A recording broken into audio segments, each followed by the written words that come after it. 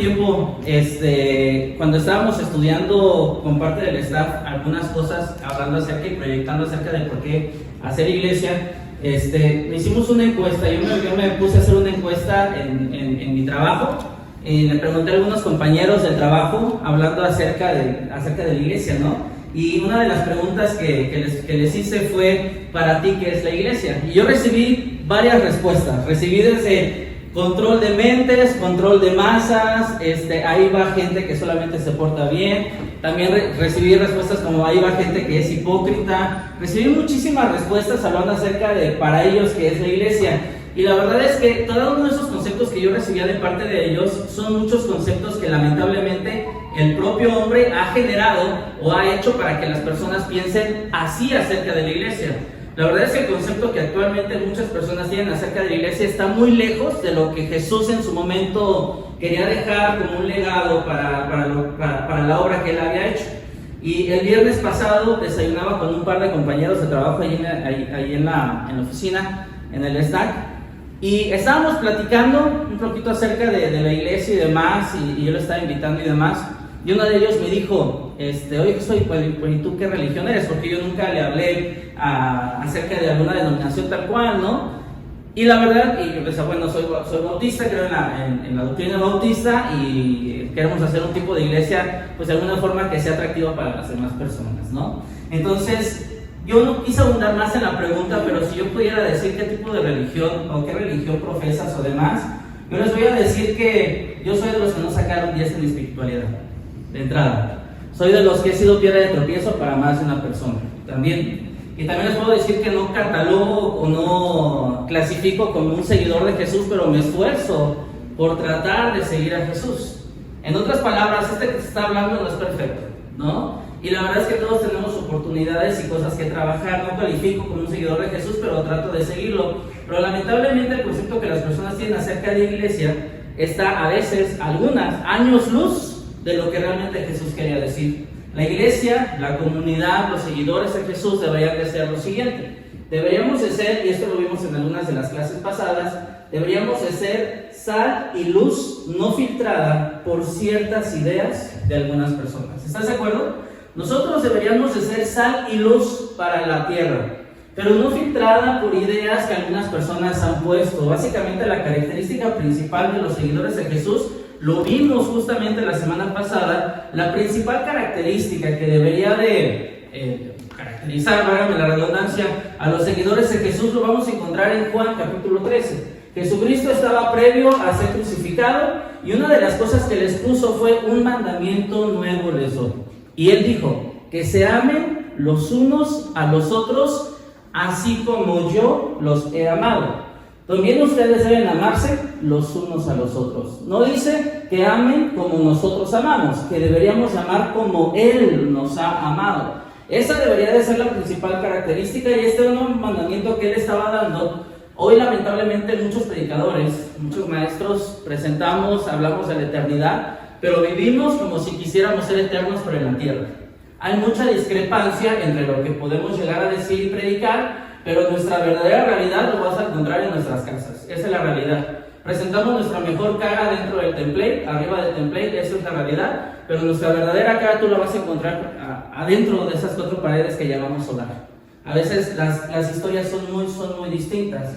Hablamos de amor, hablamos de misericordia, hablamos de perdón, pero muchas veces nosotros vivimos con heridas, heridas profundas, en donde solamente le queremos poner curitas de amor, curitas de misericordia y curitas de perdón, cuando realmente lo que necesita nuestra vida es una sutura, más que simplemente un curita, hablando acerca de amor, de misericordia y de perdón, ¿no? Entonces, una de las cosas, si somos realistas, el concepto que la sociedad tiene acerca de la iglesia, honestamente no es el concepto que Cristo quería dejar para el movimiento que Él había hecho.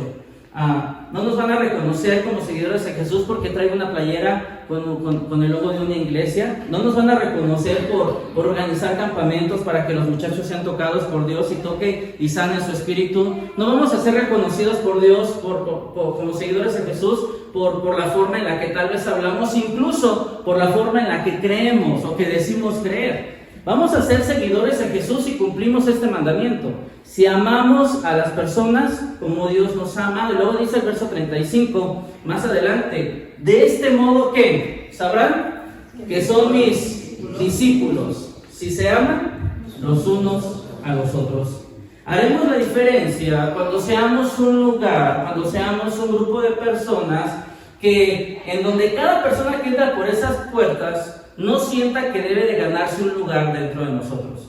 Vamos a hacer realmente una iglesia relevante cuando cada persona que entre por ahí no sienta que tiene que ganarse el perdón. Porque muchas veces nosotros ponemos demasiadas trabas para que las personas se sientan parte de. Muchas personas que necesitan a Dios se acercan a la iglesia y lamentablemente lo que encuentran son señalamientos, son crítica, son juicio, son cosas que realmente Dios en ningún punto había puesto y ni había vivido dentro de los evangelios, al menos las monografías, las biografías de Jesús que son los evangelios, en ningún punto encontramos en donde Él a los leprosos, a las prostitutas o a los cobradores de impuestos les haya puesto una regla en donde primero tienes que dejar de hacer eso para que me puedas seguir. De hecho, su filosofía contrastaba totalmente con la filosofía de aquel tiempo. Te decía que cuando hice mi encuesta, también les preguntaba, una de las preguntas que les hice es, oye, ¿tú cómo describirías a un cristiano? ¿O qué cosas encuentras o describirías a un cristiano? Y cuando ellos me daban sus respuestas, ellos me dijeron cosas como, son personas religiosas, son personas que no están a favor de muchas cosas, son personas que no fuman, son personas que no toman, son personas que no bailan, ¿no? Y si hubieran visto algunos en el campamento, verán que sí bailan, ¿no? Pero la realidad es que la característica principal que las personas veían acerca de cuando hablaban, o la característica de un cristiano, era lo siguiente. Para ellos la característica principal de un cristiano era el no. Cuando tú ves y hablas acerca de un cristiano, para ellos es no. Porque voy a un lugar y no, aquí no puedes hacer eso, aquí no te puedes vestir, aquí no puedes hablar, aquí no puedes comportarte, aquí... Cuando Jesús lo que dijo, un nuevo mandamiento les doy. Y serán conocidos, que son mis discípulos, que son mis seguidores, por la forma en la que aman los unos a los otros. Por eso la semana pasada yo terminaba con la pregunta, ¿qué requiere el amor de mí? Cuando yo vaya a tomar una decisión, ¿qué requiere para que yo ame a esa persona? ¿Qué requiere para tomar una decisión correcta y tiene que ver con el amor? Ni una sola vez yo escuché que algunos de ellos, de mis compañeros, de mis compañeras de trabajo, me contestaran, oye, ¿sabes qué? Los cristianos son unas personas que no te juzgan. Son personas que cuando tú hablas con ellos encuentras algo valioso que tienen que decir. Son personas que cuando tienes una bronca puedes tratar con ellos y sabes, vas a salir diferente de esa conversación. En ningún momento yo escuché eso. En ningún momento yo escuché, son personas que ayudan grandemente a la sociedad, que abonan y agregan valor a las personas. Yo no escuché eso. Dice un predicador que los cristianos despedimos todo tipo de olores, pero menos el olor de la gracia. Segunda carta a los Corintios, capítulo 2, el apóstol Pablo les decía a las personas de Corinto, les decía, porque para Dios nosotros, ¿qué somos? ¿El aroma de quién? ¿A qué huele Cristo? Para Dios, porque para Dios nosotros somos el aroma de Cristo entre los que se salvan y entre los que se pierden. ¿Alguna vez has hablado con alguien y has salido muy edificado con esa persona? Has dicho, qué buena conversación. Incluso hasta cuando te tiene que regañar, sientes bonito cuando te regañan, ¿sí o no? Sí. La verdad. A veces cuando dices, híjoles, aquí me corrigió, y yo traigo mucho en la mente a algunas personas que van a conocer a Daniel Figueroa, el hermano Daniel Figueroa, que era bonito cuando te regañaba y disfrutabas cuando te regañaban. Y a veces cuando le decía a mi tocayo Josué Carreño, que le dijo, pastor, es que ese tono no existe. Porque cantaba muy mal, ¿no? Porque él decía, no, hermano, yo lo canto en tal tono. Y el hermano Daniel le dijo con mucho amor y mucho, pastor, ese tono ni existe, ¿no? Porque bueno, ya después les platicaré, ahora que venga Carreño, a mitad de año ya les platicaremos un poquito de esa anécdota. Pero la verdad es que cuando nosotros hacemos la vida, nos cuesta trabajo, no sé si estén de acuerdo con eso, pero nos cuesta trabajo oler a gracia, nos cuesta oler a amor. nos cuesta, olemos a cualquier cosa, algunos muy mal, ¿no? Pero la verdad es que nos cuesta trabajo. Mira que hay uno que le cuesta oler a gracia, y que ese que te está hablando está también en constante recuperación, porque de alguna forma crecí en una cultura en donde, de culpabilidad, en donde yo tenía que hacer ciertas cosas para ganarme el favor de Dios. Y entonces constantemente me tengo que estar repitiendo que Dios me ama. Tengo que estarme repitiendo y creyendo y saber que Dios está conmigo aún hasta el final del mundo, dice ahí en Mateo. La verdad es que nos cuesta trabajo oler a gracia, sobre todo cuando vas manejando, ¿sí o no? Cuando vas manejando, algunos, y este que te hables así, se convierte en un fariseo totalmente, ¿no? Y voy manejando y voy diciendo, mira, ya se cruzó, mira esto, no sé qué. Pero cuando yo me equivoco, y mira que me equivoco de aquí, tengo un matrimonio que me está dando gracia acá a mí, porque le pegué a su coche justamente porque nos olemos a cualquier cosa menos a gracia. Cuando estamos en diferentes facetas, en el trabajo, en la escuela, en donde sea, no olemos muchas veces a gracia. La verdad es que soy una persona en proceso, en rehabilitación, porque lucho con este tema de sentir que me tengo que ganar la aprobación de Dios. Tengo que orar porque si no siento que me va a ir mal en el día. Tengo que hacer ciertas cosas porque creo que entonces Dios no va a estar conmigo. Tengo que hacer cosas para merecer el amor de Dios. Uy, me porté mal, yo creo que Dios me va a borrar del libro de la vida. ¿No? Hoy pensé algo que no era correcto, me equivoqué. En cualquier Dios me va a mandar un rayo caído del cielo y por eso decir, por eso te fue mal, porque no hiciste esto u otra cosa, ¿no? Pero tenemos que entender lo siguiente, y esta es una realidad que yo espero que tú la abraces, así como yo estoy en ese proceso de buscar constantemente abrazarme, y es la siguiente: nada que haga hará que Dios me ame más o me ame menos. Nada que yo haga hará que Dios me ame más o me ame menos, porque ya Dios me amó. Cuando Dios entregó a su Hijo Jesús, mostró la prueba más grande de amor. No es que Dios vaya a mostrarla cada día. Yo te voy a decir algo: cada día que tú y yo nos levantamos, nuestro corazón palpitar, es el amor de Dios sobre nosotros. Es la gracia de Dios sobre nosotros. Cuando tú tienes un techo, cuando tú tienes un plato de frijoles, cuando tú tienes una tortilla dura porque está recalentando, es el amor de Dios y es la gracia de Dios. La verdad es que tú y yo no queremos justicia de Dios, queremos gracia de Dios. Porque mucha gente que quiere justicia de Dios no sabe ni lo que está pidiendo, porque irá directito al infierno.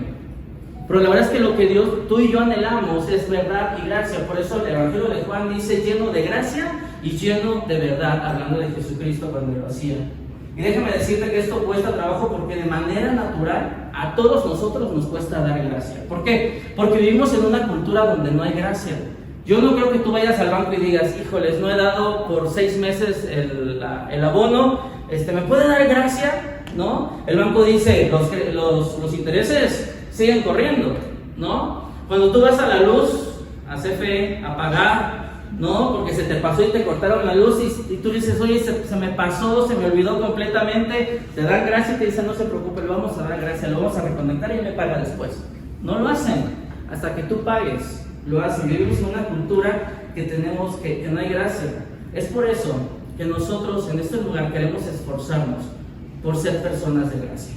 Que nosotros, en donde quiera que estemos, no solo aquí, allá en casa, allá en tu trabajo, allá con las personas con las cuales colaboras y te ves día a día, que tú puedas ser persona que huele a gracia, que huele a perdón, que huele a misericordia, que huele a amor. Eso es lo que debería de ser para ser personas relevantes. Es por eso que queremos esforzarnos para que nosotros podamos ser personas que despiden el olor de gracia. Ser un lugar en donde las personas que cuando lleguen acá no se sientan señaladas ni juzgadas y no puedan venir, porque te voy a decir algo, todos estamos en un proceso, todos, absolutamente todos.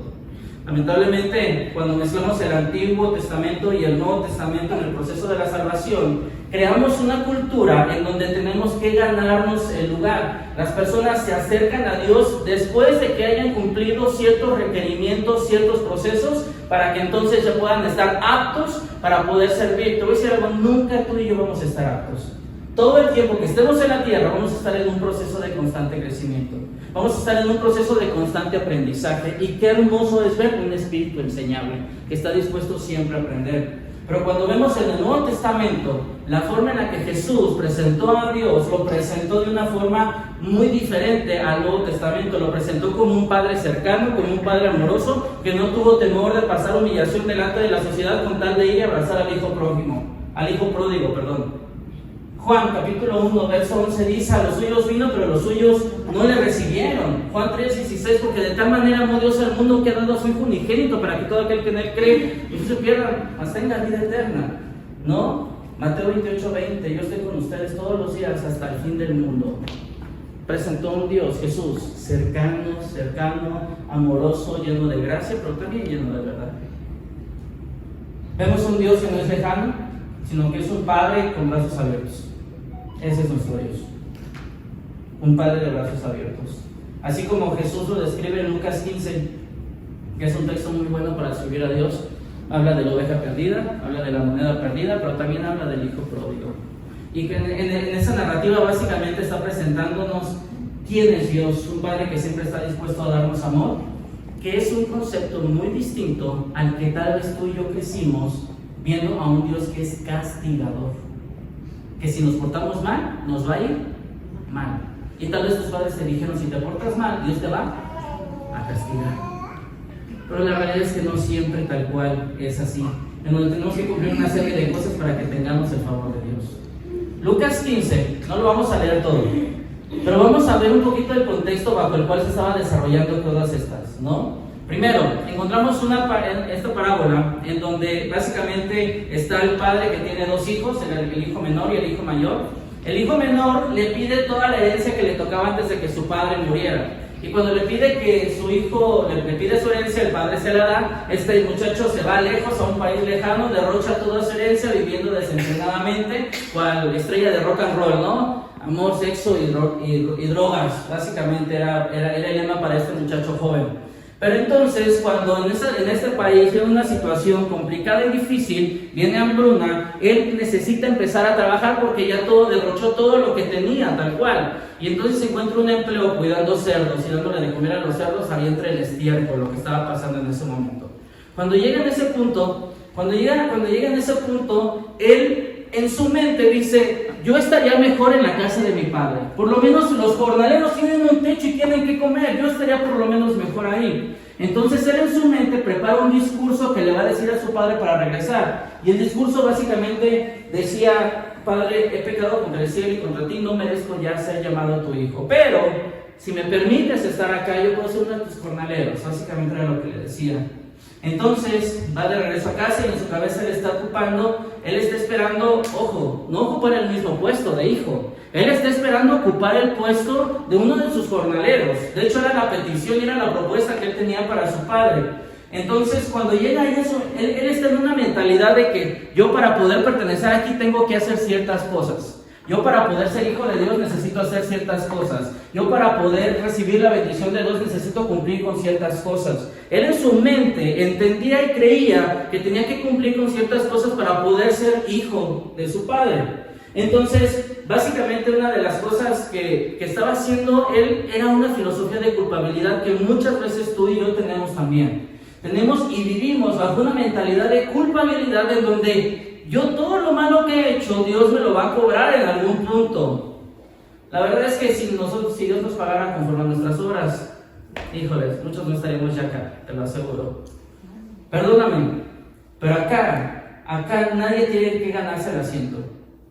Acá no hay perfectos. Acá no hay perfectos, solamente hay un montón de personas que son imperfectas.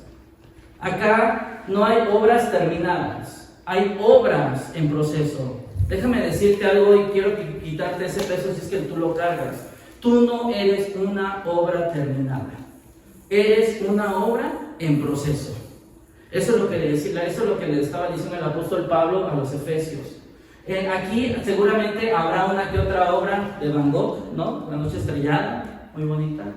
A lo mejor habrá una que otra Mona Lisa de Leonardo da Vinci, serio siempre. Pero también probablemente hay algunos que son más peculiares, como un Picasso, ¿verdad? Que no le encuentras forma, pero pues ahí está, ¿no? Pero continuando con la historia, dice que el padre lo ve de lejos. Cuando el padre lo ve de lejos, el padre corre hacia él. No el hijo corre al padre, el padre corre hacia el hijo. Aunque el hijo venía, como coloquialmente se dice, con la cola entre las patas, avergonzado, el padre lo recibe como si fuera un héroe de guerra, como si fuera el veterano que vino después de haber luchado y ser héroe en donde estuvo. Eso es lo que hizo el padre. El hijo le dice al padre: no merezco ser llamado tu hijo, pero en ningún momento se menciona que el padre le haya dicho algo tratando de escuchar lo que su hijo tenía que decirle. Lo que el padre hizo fue lo que dice en Lucas 15:22. Lo que el padre hizo fue, pero el padre ordenó a sus siervos: pronto, traigan la mejor ropa para vestirlo, póngale también un anillo en el dedo y sandalias en los pies. Y gente, vamos a celebrar en grande porque mi hijo que estaba perdido ha regresado. Eso es lo que hizo el padre: la mejor ropa, el anillo y las sandalias. Pero la historia continúa. Y la historia dice más adelante que el hijo mayor lo ve de lejos, ve pasando todo el bullicio que está pasando, va con uno de sus jornaleros y le dice: oye, ¿qué está pasando? ¿Hay fiesta? ¿Qué sucede? ¿Qué está pasando?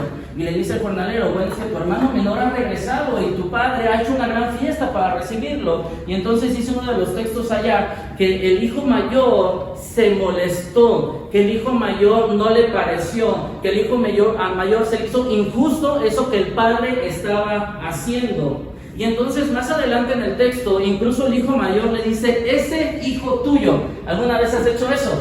Es que tu hijo, le has dicho a tu mamá o a tu papá, es que tu hijo, ¿no? O cuando estás con algún pariente incómodo le has dicho: es que tu tía, es que tu hermano, es que tu... ¿Sí o no lo hemos hecho?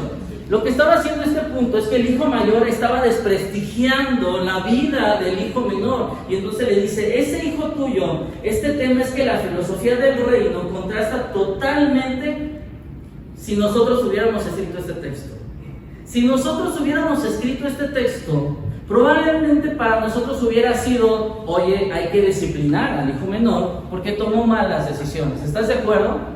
Hubiéramos dicho al hijo mayor que saca todos los dieces, que siempre se porta mal, siempre se porta bien, siempre llega temprano, siempre obedece: este es mi querubín, ¿no? Pero al hijo que se porta mal, tal vez nosotros lo hubiéramos disciplinado, pero para la filosofía de Dios es muy distinto. Esta historia fue totalmente contracultural, por eso contra estas personas, pero yo creo que también hoy por hoy viene siendo contracultural para nosotros, porque al que se porta bien le das un... pero al que se porta mal le das un... ¿Y sabes algo? Te aseguro que conoces personas que se portan mal, que Dios parece que les hace. ¿Cierto o no es cierto? Porque Dios bendice a quien Él quiere, como Él quiere. ¿Estamos de acuerdo con eso?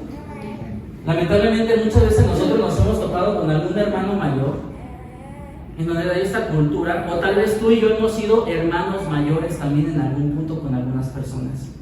Nos hemos comportado muchas veces como el hermano mayor, o como el fariseo, o como el jornalero que se quejó con el patrón porque le dio la misma ganancia a mí que llegué a las 6 de la mañana, que al otro que llegó a las 5 de la tarde le dio la misma ganancia, y se me hace injusto que haga eso Dios. Somos el Esaú molesto con Jacob durante muchos años porque Dios le dio la bendición a Jacob. Somos el Saúl molesto porque escoge a un simple pastorcillo de ovejas para que sea el próximo rey de la nación. Muchas veces tú y yo somos los hermanos molestos de Salomón, que haya quedado como rey cuando es el producto de un matrimonio no correcto de David, ¿no? El hermano mayor es el que se molesta porque el pastor deja las 99 porque va por esa perdida. El hermano mayor es aquel que se molesta porque no hay otros que cumplan lo mismo que él ha cumplido, o los mismos que llegan temprano, o los mismos que yo siempre estoy, o los mismos que yo siempre contesto el mensaje, o los mismos que yo siempre hago. A veces tú y yo somos los hermanos mayores y nos molesta porque otros no y yo sí. Esa es la cultura que muchas veces tú y yo tenemos. Nos convertimos en el hermano mayor. Muchas veces nos identificamos con los obreros que llegaron temprano, pero dime, ¿cuándo tú te has identificado con el obrero que llegó bien tarde? ¿Alguna vez te has identificado con ese obrero? Con el que llega bien tarde, que dice la parábola que Jesús le dio, bueno, el patrón le dio el mismo pago a ese que al que llegó primero. ¿Alguna vez te has identificado con ese último que llegó? La verdad es que normalmente nos identificamos con el que llegó más tarde. Pero Dios dice, Dios bendice en su gracia a quien Él quiere, y Dios reparte sus dones como Él quiere. 1 Corintios capítulo 12 así lo dice. Dios no nos paga por lo que hacemos. Dios ya nos pagó. Dios ya nos bendijo. Dios ya nos dio. Pero nos dio para que nosotros demos y bendigamos a otros. Podemos hacer, no hay cosa que tú y yo podemos hacer para que Dios nos ame más. Dios ya nos mostró el amor completo en la cruz con su Hijo. Ya nos dio todo. No te voy a amar por lo que haces, dice Dios. Y qué bueno que mis hijas no están acá, están allá en su clase. Pero aún si mis hijas no me hacen caso, yo...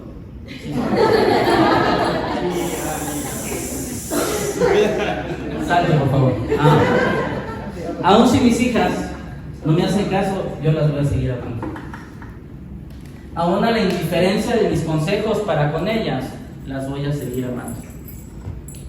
Aun cuando lo que esté pasando en sus vidas no me parezca, yo las voy a seguir amando. ¿Me va a doler lo que sufran? Sí me va a doler. ¿Voy a llorar? Seguramente. Pero las voy a seguir amando.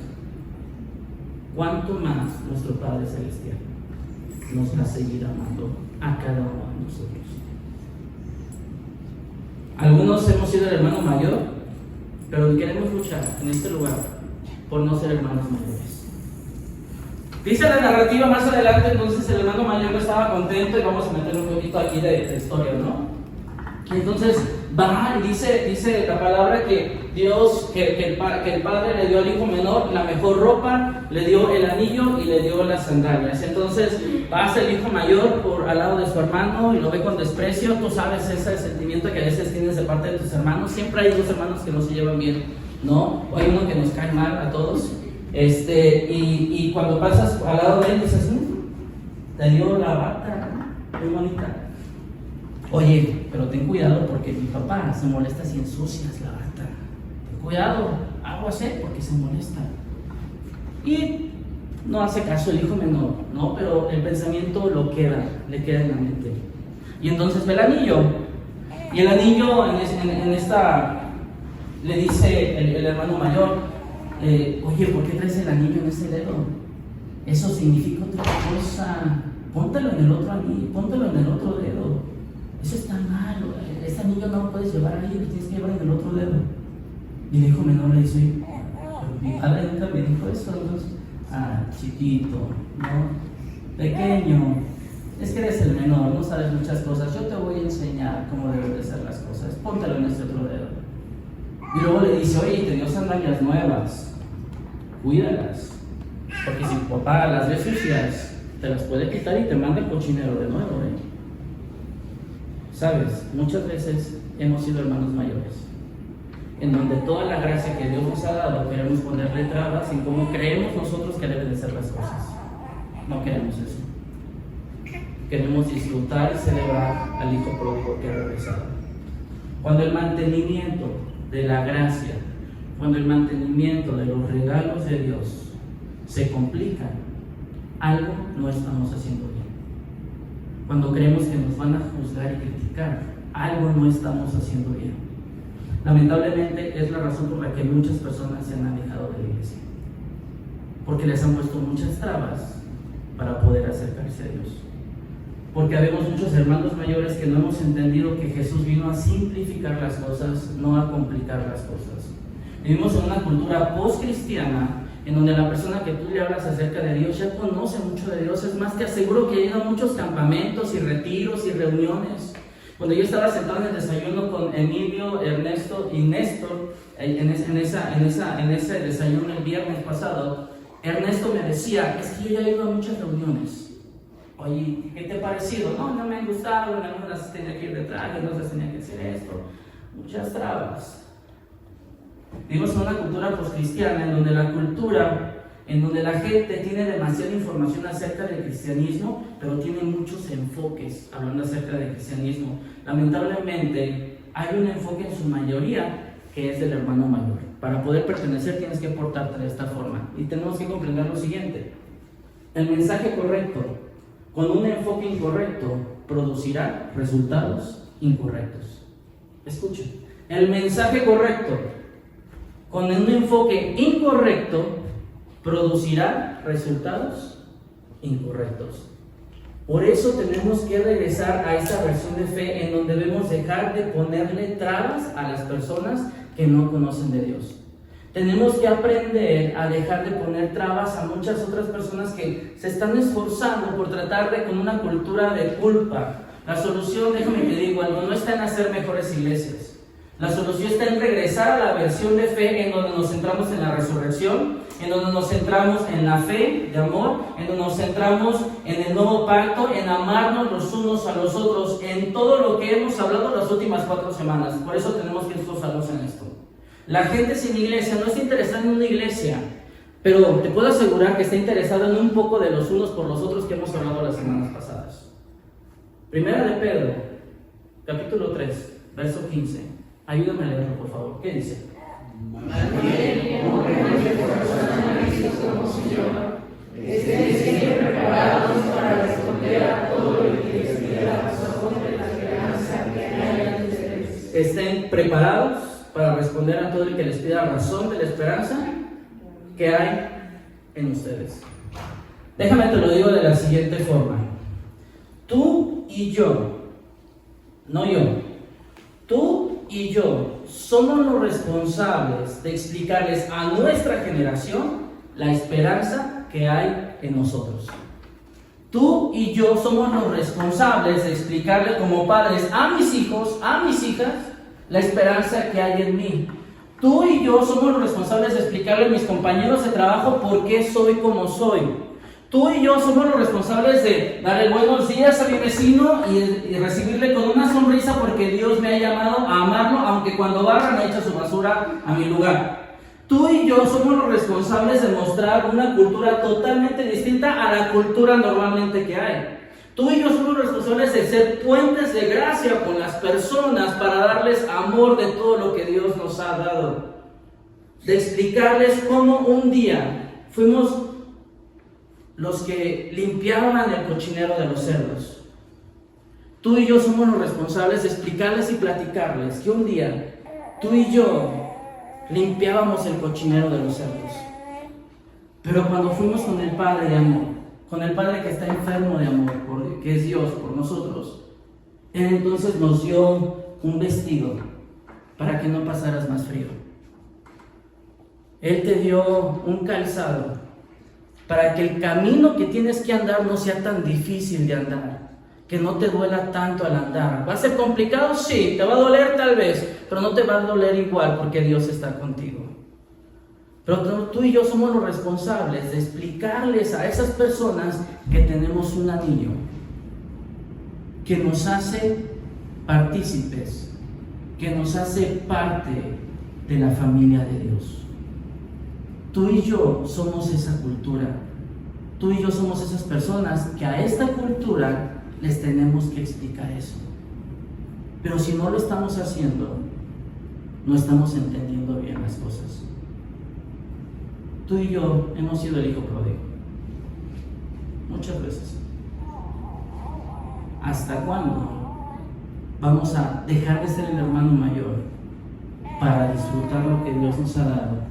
Porque ojo, no se trata de, entonces puedo hacer lo que quiera. No, es que entonces yo cambio por ese gran amor que Dios me ha demostrado a mí. Esa transformación yo la hago no por un cambio de comportamiento, sino por lo que Dios ya ha hecho en mí. Yo entonces estoy cambiando porque Dios está operando en mi vida y me está dando amor para poder amar a las demás personas. Porque no es fácil, no es sencillo. Pero déjame decirte algo, no es una tarea mía.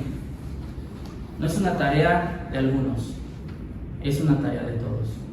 Dios ya te vistió, Dios ya te calzó y Dios ya te dio un anillo que te hace partícipe, que te hace pertenecer a la familia de Dios. Vamos a orar, puestos de pie, yo te invito a que me acompañes a orar.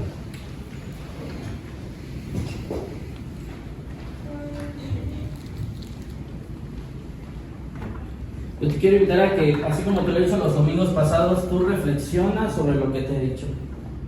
Analiza, piensa, ve tu vida y date cuenta que, así como yo, algún día estuvimos limpiando la porquería de los cerdos. algún día tuvimos todo y nos alejamos, tomamos malas decisiones, nos equivocamos y sabes, nos vamos a seguir equivocando, pero Dios siempre está con los brazos abiertos